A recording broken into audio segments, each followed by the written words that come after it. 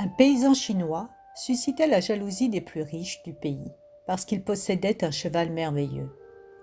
Chaque fois qu'on lui proposait une fortune pour l'animal, le vieillard répondait : « Ce cheval est beaucoup plus qu'un animal pour moi, c'est un ami, je ne peux pas le vendre. » Un jour, le cheval disparut.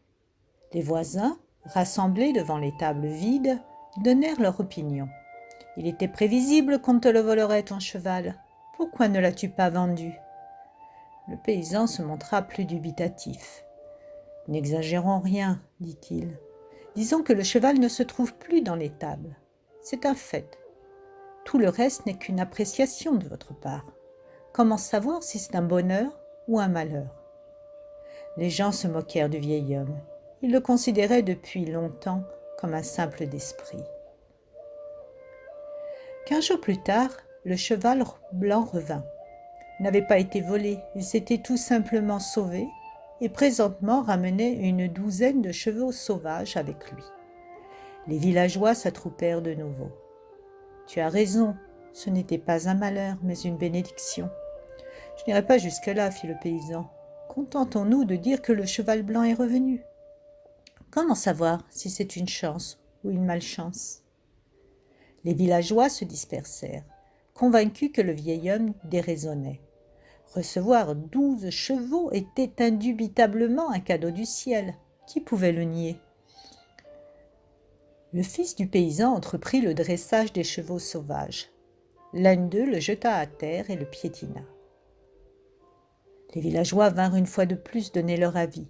« Pauvre ami, tu avais raison, ces chevaux sauvages ne t'ont pas porté chance. Voici que ton fils est estropié. Qui donc t'aidera dans tes vieux jours ?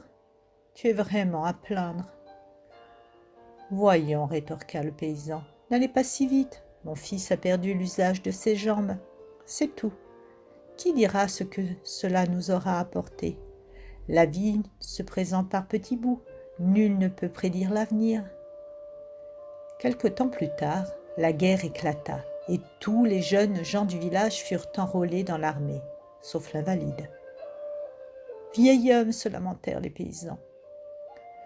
Tu avais raison, ton fils ne peut plus marcher, mais il reste auprès de toi tandis que nos fils vont se faire tuer. »« Je vous en prie, répondit le paysan, ne jugez pas hâtivement. Vos jeunes sont enrôlés dans l'armée, le mien reste à la maison.